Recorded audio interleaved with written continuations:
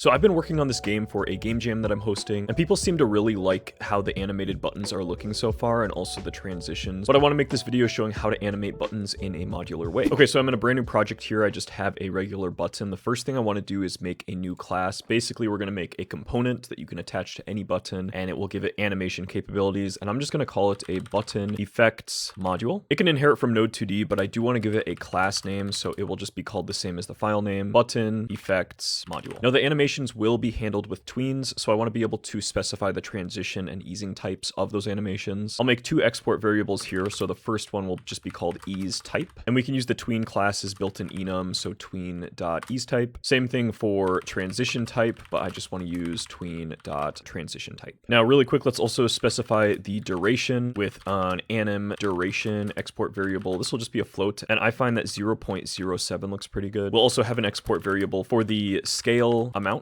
which will just be a vector2, and by default I'm going to set this to vector2, and we're going to say 1.1 on each axis. And I also want the button to rotate a bit when you hover over it, so you'll see how it looks in a second, but I want to have rotation amount as another property. This could also be a float, and I find that 3 looks pretty good. Last variable we need at the top is just an onReady reference to the button. Now one of my last videos kind of goes against this, but I'm going to assume that this component will always be a direct child of a button, which I think is pretty safe to say. You're never going to need to run this on its own. So we'll make an onReady variable for this. It'll be a button type, and I'll just set it equal to getParent. Now we can finally define the ready function. In here, it's just super basic setup. We obviously want to animate the button whenever the mouse enters or exits, which we can use the built-in button signals for that. So I'll say button.mouseEntered.connect, and we're going to connect these both to the same function just to make things a bit cleaner. So we'll be connecting it to underscore on mouse hovered, and let's copy this name and define the function down here. So I'll say func on mouse hovered, and the only argument we need is just the hovered boolean. This function can also return void, and let's just pass in here for now. But when we connect the mouse entered to this function, I want to say that hovered is true. So I can do that by binding true to this specific method call. So on this connection, I'll just say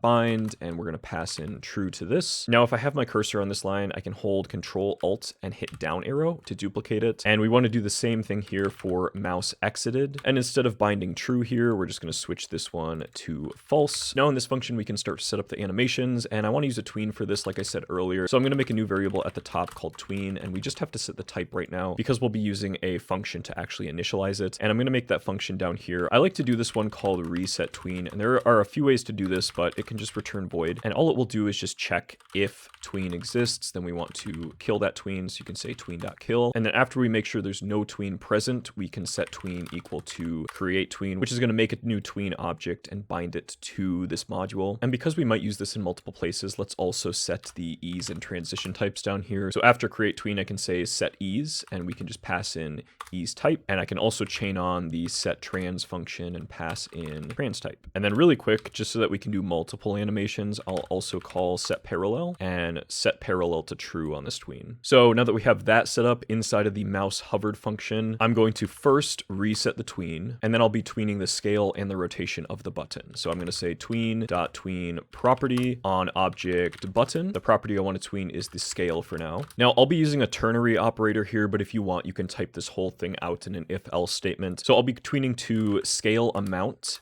if hovered, else I'll be tweening to a vector2 of 1. And usually I would keep this in one line, but I'm going to hit enter here just so that you guys can read it. For the final argument, we're obviously just going to pass in the anim duration, and using that same trick before, if I select these two lines, hold Control Alt, hit down arrow, we can duplicate this. We just want to change the property that we're tweening to rotation degrees. And if it's not hovered, we're going to tween to 0.0, but if it is hovered, we're going to tween to the rotation times either 1 or -1, which is just a random number. So I will say rotation amount multiplied by, and there's a few ways to do this, but I'm just going to make a new array with -1 and 1 as the contents and call the pick random function on this. So now whenever the button is hovered, we're calling two tweens, and you can add more stuff to this. If you want to do sound effects through here, this would also be a great place to do so. But with this now saved, I'm going to add a new child node to my button, and I'm going to search for button effects module. Because it's a class, I can add it here, and you can see in the inspector, we get all these nice options to assign the easing types, the transition types, the time, all that fun stuff. So with the defaults selected, let me run this. And you can see that we get this pretty nice hover effect. Now you might notice it is rotating based on the top left, which is the default pivot offset. And that's where the most fun part of this tutorial comes in. If you didn't see my video on 4.6, we just got a new feature where you can set the pivot offset ratio, which is a lot easier than manually figuring out the size and setting the pivot offset based on pixels. So we can do that in the ready function here. I'm just going to go underneath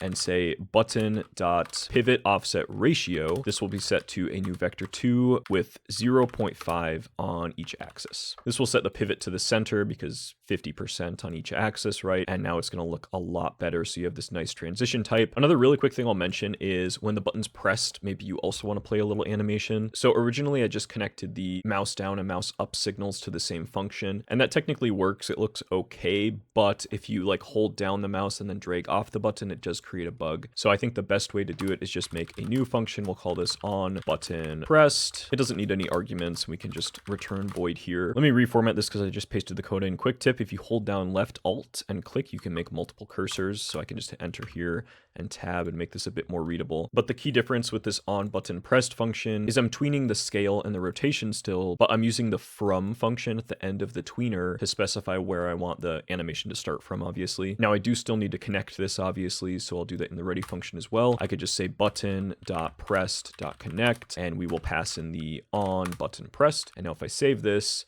go back to my game, you can see whenever I click the button, it plays another really subtle animation. Now, obviously, this is great for games I've made, but you probably want to tweak a few things and make it your own. But I feel like this is a pretty good component that you can just copy between different projects and throw on buttons to make them a bit more polished. Taking this a step further, try to add sound effects or something similar if you want to continue with this idea. But if you enjoyed this video or learned something new, be sure to leave a comment and hit that subscribe button to get more Godot news and tutorials. I want to give a quick shout out to all the channel supporters, and exclusive thanks go to Delverax, who is now a Patreon and YouTube member supporter, Pixie's Game Dev, who also makes Godot tutorials, Randall Lassini, and also Jar Larks. Thank you guys so much for your support. And if you want to become a channel supporter yourself, there's a couple links in the description you can check out. You get exclusive early access to videos and also some other perks. And then if you want to join the Discord and just get involved in the community or check out the other links in the description, be sure to do so. But thank you so much for watching. I hope you have a great rest of your week, and I will see you guys in the next one.